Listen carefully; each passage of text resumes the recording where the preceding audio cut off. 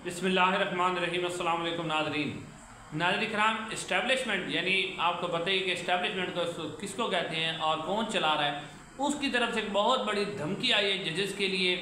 और पाकिस्तान तहरीक इंसाफ के लिए। और आपको पता ही है कि जब वो धमकी कोई देते हैं तो वो उनके जो मीडिया के दोस्त हैं हमारे, उनके ज़रिए दी जाती है। और ये धमकी आई है जी अंसार अब्बासी साहब और जो नजम सेठी साहब हैं, उनके ज़रिए वो धमकी आपके सामने रखती हैं कि जजेस को किस तरह की धमकी दी जा रही है कि कुछ भी नहीं होना, क्या होना है वो सारा बताया जा रहा है। उसके अलावा नाज़रीन, पाकिस्तान पीपल्स पार्टी के गवर्नर जो सलीम हैदर साहब हैं, उन्होंने आईनी तरमीम के हवाले से बहुत अहम बयान दिया है, जिससे लगता है कि पीपल्स पार्टी भी ये आईनी तरमीम 25 अक्टूबर के बाद चाहती है। मौलाना फजलुर रहमान साहब की पार्टी के जो मौलाना अब्दुल गफूर हैदरी साहब हैं, उन्होंने भी काजी फ़याज़ साहब के खिलाफ आज बहुत बड़ा एक बयान दागा है, और जिससे लगता है कि जो बिलावल भुट्टो और मौलाना फजलुर रहमान हैं, उनके दरमियान मामला तय हो चुके हैं और वो मामलात फ़ाइनल हद तक जा चुके हैं। उसके अलावा नाज़रीन, सबसे पहले आपको ये ख़बर दे दें कि पाकिस्तान तहरीक इंसाफ के जो MNA हैं NS में से सादुल्ला बलोच साहब, उनको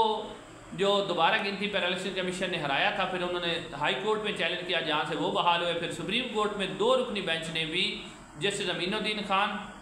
और जस्टिस नईम अख्तर अफगान ने पिछली समात पर जो हुई थी और फैसला सुनाया था कि दोबारा गिनती नहीं हो सकती, क्योंकि दरख्वास्त दोबारा दायर नहीं हुई थी, गिनती की वो दरख्वास्त मिली ही नहीं थी, जिसके ऊपर RO ने भी माना था कि मेरे पास कोई दरख्वास्त नहीं आई थी। और साथ साथ जो इलेक्शन कमीशन है उसने भी इस बात को तस्लीम किया था कि मेरे पास कोई जो है वो दरख्वास्त नहीं आई थी। तो उसके बाद उसकी नज़रसानी की अपील थी, तो आज वो नज़रसानी की अपील भी मुस्तरद कर दी है और सादुल्ला बलोच साहब पाकिस्तान तहरीक इंसाफ की उस तरह MNA बरकरार रहे। लेकिन आज चलाकी की गई RO की तरफ से कि दरख्वास्त भी दिखाई गई। पहले RO बयान दे चुका था कि मेरे पास कोई दरख्वास्त नहीं है, लेकिन आज RO तो शायद ऊपर से कंपनी की तरफ से प्रेशर आया कि आप दरख्वास्त जमा कराएं, तो RO ने तस्दीकशुदा दरख्वास्त भी जमा करवाई। लेकिन क्योंकि वो पहले बयान दे चुका था तो ये नशिस्त भी नहीं मिली और ये नशिस्त वापस दे दी गई, और शायद इसलिए दी गई है क्योंकि 63A में तब्दीली करके काजी साहब अपनी एक्सटेंशन की राह हमवार कर लेंगे, तो वो नहीं चाहते कि एक और लानत जो है वो उठाएं और पाकिस्तान तहरीक इंसाफ की जैसे पहले 3 नशिस्तें दी थी वो भी एक नशिस्त दे दें। उसके अलावा नाज़रीन, जो इलेक्शन कमीशन ऑफ पाकिस्तान है उसने अब सुप्रीम कोर्ट ऑफ पाकिस्तान के ऊपर बाकायदा तौर पर चढ़ाई कर दी है। जी हाँ, जो मैं लफ्ज़ इस्तेमाल करें ठीक है, यानी वो अब सुप्रीम कोर्ट को समझा रहा है कि आपका फ़ैसला इंतहाई गलत है। इलेक्शन कमीशन ऑफ पाकिस्तान ने जो सुप्रीम कोर्ट का फ़ैसला है उसको ना सिर्फ मानने से इनकार किया है, बल्कि सुप्रीम कोर्ट ऑफ पाकिस्तान के उन 8 जजेस के ऊपर चढ़ाई कर दी है। और नज़रसानी की जो पटिशन है उसके साथ उन्होंने अलग से कुछ दस्तावेज़ात जमा करवाई हैं, जिसके अंदर उन्होंने बड़े शदीद किस्म की तनकीद की है सुप्रीम कोर्ट ऑफ पाकिस्तान के ऊपर। और ये जो इलेक्शन कमीशन ऑफ पाकिस्तान इतना अकड़ा हुआ है और इतनी उसके अंदर दिलेरी आई हुई है कि सुप्रीम कोर्ट ऑफ पाकिस्तान के फैसले को नहीं मान रहा, उसकी एक वजह काजी फ़याज़ साहब हैं जो उनको शह दे रहे हैं, और दूसरी वजह फिर आपको पता ही है कि पीछे कंपनी का हाथ है, वो भी उनको शह दे रहे हैं कि आपने बिल्कुल फ़ैसला नहीं माना। और फिर मैं जो धमकी वाली बात आपको बताने लगा हूँ, नजम सेठी साहब ने जो दी है वो बात इससे इंटरकनेक्ट होती है। पहले आप इलेक्शन कमीशन ने क्या कहा वो ज़रा देखें। इलेक्शन कमीशन कह रहा है जी कि ये जो आपका 12 जुलाई का फ़ैसला है ना, ये आइन और कानून की खिलाफ वर्जी है, आपने अपने इख्तियारात से तजावुज़ किया है। सुप्रीम कोर्ट ऑफ पाकिस्तान को कह रहा है कि आपने अपने इख्तियारात से तजावुज़ किया है। और फिर वो कहते हैं कि जब तक नज़रसानी का फ़ैसला नहीं होता उस वक्त तक इस फैसले के ऊपर अमल दरामद यानी हुक्म इम्तना दे दिया जाए कि अमल दरामद नहीं होगा। जी हाँ नाज़रीन, इलेक्शन कमीशन कह रहा है कि आपका फैसला गलत है। पाकिस्तान तहरीक इंसाफ ने किसी भी मौके पर कोई इंसाफ नहीं मांगा और ये नशिस्तें पाकिस्तान तहरीक इंसाफ को नहीं दी जा सकती। ये इलेक्शन कमीशन ऑफ पाकिस्तान कह रहा है। इलेक्शन कमीशन ऑफ पाकिस्तान कह रहा है कि सुप्रीम कोर्ट ऑफ पाकिस्तान का जो फैसला है वो मफरूज़ों पर मबनी है। जी हाँ नाज़रीन, वो और फिर साथ वो कहता है कि आपने आइन और कानून को रीराइट किया है। Election commission of Pakistan supreme court को कह रहा है कि आपने आइन और कानून को रीराइट किया, दोबारा लिखा है। इलेक्शन कमीशन ऑफ पाकिस्तान कहता है कि तहरीक इंसाफ को कोई नोटिस, जो वजाती नोट है उसके ऊपर भी कहता है कि तहरीक इंसाफ को नोटिस ही जारी नहीं किया गया और आपने फैसला दे दिया है, तो इस फैसले के ऊपर अमल दरामद नहीं हो सकता। वो कहते हैं कि अगर बैरिस्टर गोहर को, इलेक्शन कमीशन कहता है कि हम बैरिस्टर गोहर को भी अगर चेयरमैन मान लें तो पाकिस्तान तहरीक इंसाफ के जो 39 अरकान पूरे नहीं होते। फिर वो कहते हैं कि इलेक्शन कमीशन ऑफ पाकिस्तान कहता है कि किसी भी जमात में शामिल होने का टाइम जो 3 दिन होता है और सुप्रीम कोर्ट ऑफ पाकिस्तान ने उसे 15 दिन का टाइम दिया, जो कि गैर कानूनी है, गैर आइनी है और सुप्रीम कोर्ट ऑफ पाकिस्तान का फैसला अमल के काबिल नहीं है। ये जी हाँ, ये नाज़रीन इलेक्शन कमीशन ऑफ पाकिस्तान कह रहा है, यानी इलेक्शन कमीशन ऑफ पाकिस्तान अब सुप्रीम कोर्ट को ये सबक सिखा रहा है, वजाहतें मांग रहा है। यही इलेक्शन कमीशन ऑफ पाकिस्तान जब बल्ले के निशान का फैसला काजी फैज़ ईसा साहब ने दिया था तो इलेक्शन कमीशन ने कोई वजाहत नहीं मांगी थी कि क्या इससे सिर्फ पार्टी का निशान गया है या पार्टी ही हमने बिल्कुल ख़त्म कर देनी है। ना इलेक्शन कमीशन ने वजाहत दी थी, ना काजी साहब ने वजाहत दी। उसकी वजह ये थी कि ऊपर से फैसला हो गया था कि इलेक्शन पाकिस्तान तहरीक इंसाफ को इलेक्शन नहीं लड़ने देना। इस्टेब्लिशमेंट ने मुकम्मल तौर पर काजी साहब, इस्टेब्लिशमेंट और इलेक्शन कमीशन का गठजोड़ था।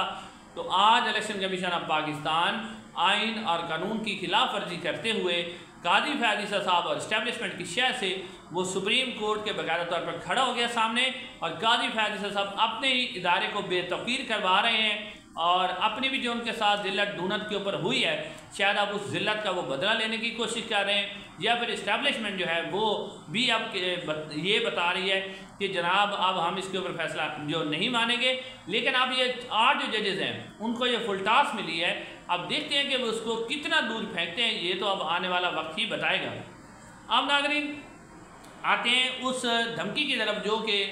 दी गई है जजेस को। फिर मैं आपके सामने बिलावल भुट्टो और मौलाना फजलुर रहमान साहब क्या गेम कर रहे हैं वो भी आपके सामने रखते हैं। नाज़रीन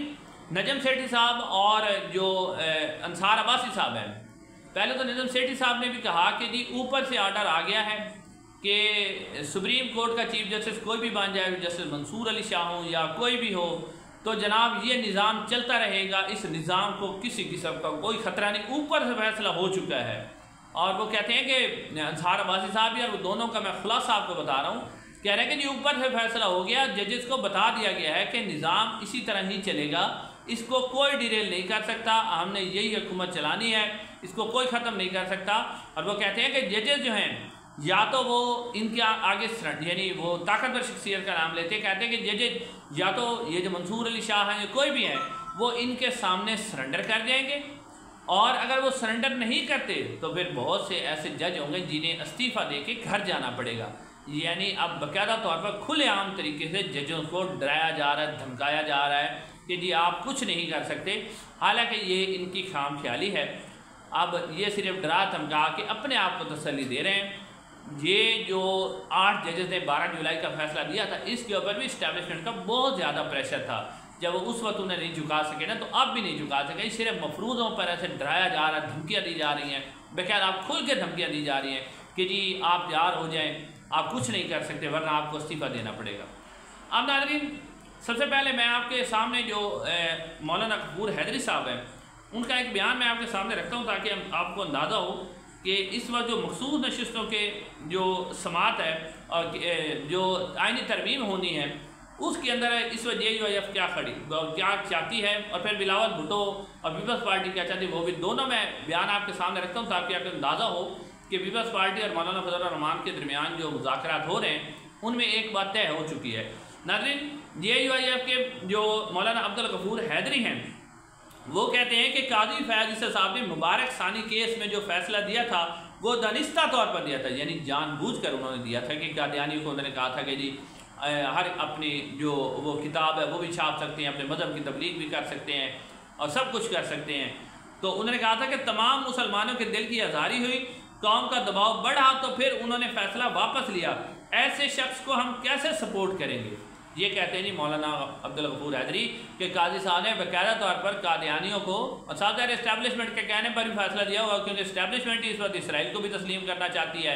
कादियानियों को भी कहती है, क्योंकि अमेरिका की तरफ से और मगरबी मुल्क की तरफ दबाव है कि जी कादियानियों को आप सब कुछ करने दें, वो जो भी करते हैं, वो कुर्बानियाँ करते हैं, वो ईदें मनाते हैं और वो जो शहर इस्लाम है वो सारे उन्हें इस्तेमाल करने दें। हालांकि ऐसा हो नहीं सकता। तो वो मौलाना अब्दुल गफूर हैदरी साहब ने बाकायदा तौर पर कहा कि काजी साहब ने ये दानिस्ता तौर पर हुक्म दिया और हम ऐसे शख्सों को बिल्कुल सपोर्ट नहीं करेंगे। अब इसी बयान को अगर आप सरदार सलीम हैदर साहब का जो बयान है उसके साथ मिलाएं तो उसके बाद आपको समझ कम अज़ कम ये आ जाती है कि जो मौलाना फजल रहमान और बिलावल भुट्टो यानी पीपल्स पार्टी के दरमियान कुछ मामलात पर इतफाक़ है। सरदार सलीम हैदर जो कि गवर्नर पंजाब हैं, पीपल्स पार्टी के सीनियर हैं, वो कहते हैं कि आईनी तरमीम अगर 25 अक्टूबर के बाद भी होंगी तो इसमें कोई मसला नहीं होगा। 25 अक्टूबर के बाद भी हो सकती है आईनी तरमीम और ये इसमें कोई मसला नहीं होगा। यानी कि नाज़रीन, एक बात तो तय है कि ना तो पीपल्स पार्टी चाहती है कि काजी फैज़ ईसा साहब ओहदे पर रहें, बेशक आईनी अदालत भी वो बनाना चाहते हैं मौलाना फजल, और ना ही मौलाना फजल रहमान साहब ये चाहते हैं कि काजी साहब न रहें। पीपल्स पार्टी को शायद यही खतरा है कि अगर जो काजी साहब हैं वो सीट पर रहते हैं तो पीपल्स पार्टी को तो इसको कोई फ़ायदा नहीं होगा, और सीधा सीधा जो फ़ायदा होगा वो मुस्लिम लीग नून को होगा। मुस्लिम नून पहले भी जो नवाज शरीफ साहब लंदन से आए तो काजी साहब के साथ ही आएंगे, तो अब दोबारा जब काजी साहब के जाने का वक्त है तो नवाज शरीफ से वापस जा रहे हैं, तो वो कहते हैं काजी साहब रहेंगे तो मुस्लिम नून को ही फ़ायदा होगा, हमें तो कोई फ़ायदा नहीं होगा। और पीपल्स पार्टी को वो इफ्तिखार चौधरी वाला भी याद है कि जब मुस्लिम नून ने उस वक्त के जो जनरल इशफाक परवेज़ कियानी थे उनके साथ मिलकर जो एक तहरीक चलाई थी और जो इफ्तिखार चौधरी साहब को बहाल किया था, उसके बाद उसी इफ्तिखार चौधरी साहब ने यूसुफ रज़ा गिलानी साहब को घर भेज दिया था। तो पीपल्स पार्टी को ये अदराक है कि काजी साहब अगर रहते हैं तो इसका डायरेक्टली फ़ायदा जो है मुस्लिम नून को होगा, पीपल्स पार्टी को नहीं होगा। तो अगर आप मौलाना अब्दुल गफूर हैदरी साहब का बयान और पीपल्स पार्टी के जो सलीम हैदर साहब है उनका बयान अगर आप दोनों के डॉट कनेक्ट करें तो उससे एक बात वाज़ेह ज़ाहिर होती है कि पीपल्स पार्टी भी चाहती है कि ये आईनी तरमीम 25 अक्टूबर के बाद हों और मौलाना फजल रहमान भी यही चाहते हैं। इंशाअल्लाह अगली वीडियो में मुलाकात होगी। अस्सलाम वालेकुम।